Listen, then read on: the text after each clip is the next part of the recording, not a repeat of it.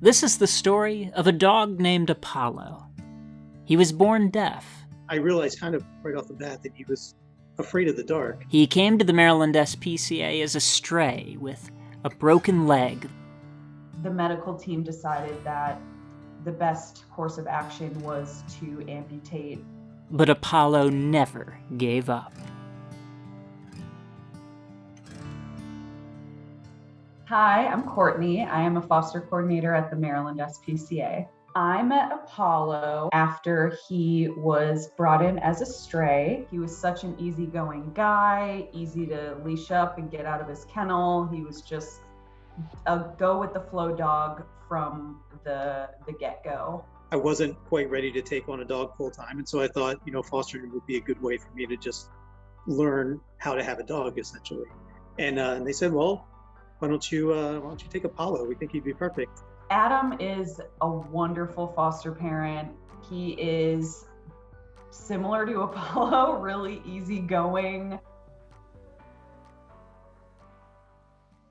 I realized kind of right off the bat that he was afraid of the dark, which I now come to realize that I think that's common amongst some deaf dogs. Obviously going into a completely dark area when you can't hear and you can't see would be kind of terrifying. So I had to learn that. I turned on some lights throughout the apartment, so he was never completely in the dark anywhere. And then I also just had to learn, knowing that he's deaf, he wouldn't know where I was all the time. So little things like if I was going to sit on the couch, I had to make sure that I would kind of come into his field of view first and make sure he knew I was there before I sat down. Otherwise, it would kind of shock him. But other than that, he was fairly comfortable.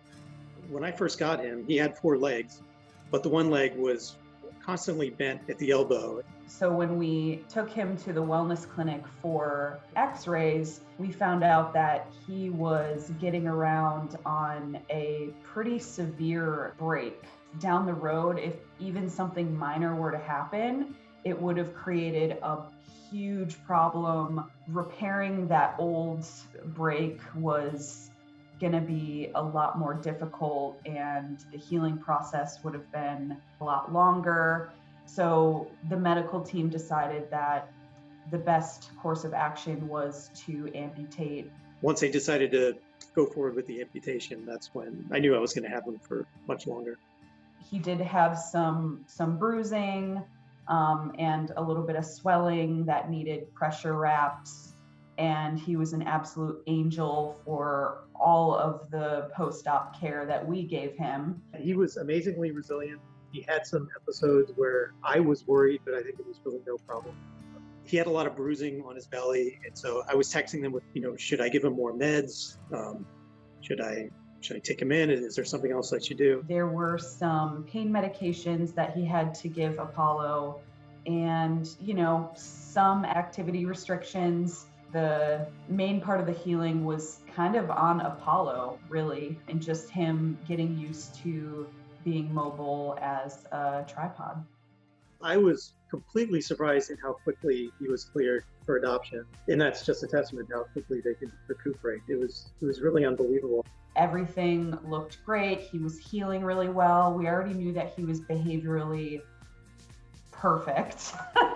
From that point on, it was fairly quick. I think we heard within a week or so that there was a potential adopter, and that ended up being Elizabeth. He's only been here for a little over 14 days, but he has adjusted very well, and he has recovered very well from his surgery, and so he loves to be outside. We take a lot of walks, and he is comfortable in the house.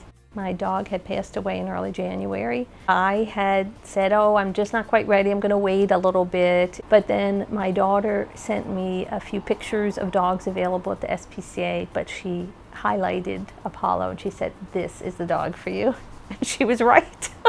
When I went to meet him at the rotunda, the foster family, Adam, said that he was a very quiet, laid-back guy, and sweet. He came up to me and was very nice. He wasn't scared or shy, and so I felt that he was going to be a very good fit, and he is a good fit. He just ended up having more energy as he recovered, but he's a very great fit, and And he is a beautiful dog, and he's also, I think, used to getting a lot of attention. So it's probably great that it's just me here, because he does get all the attention, without a doubt. Apollo wants to be sitting in your lap all the time, and he wants to be sleeping next to you all the time. I know that he's getting all of the love and attention and the yummy treats that he deserves. He has an awesome personality. I know that's what I love about him.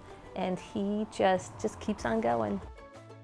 You can help the Maryland SPCA save more pets like Apollo. Sign up for Virtual Festival for the Animals at festivalfortheanimals.org. From now to April 17th, fundraise and donate with family and friends. Your support makes the difference.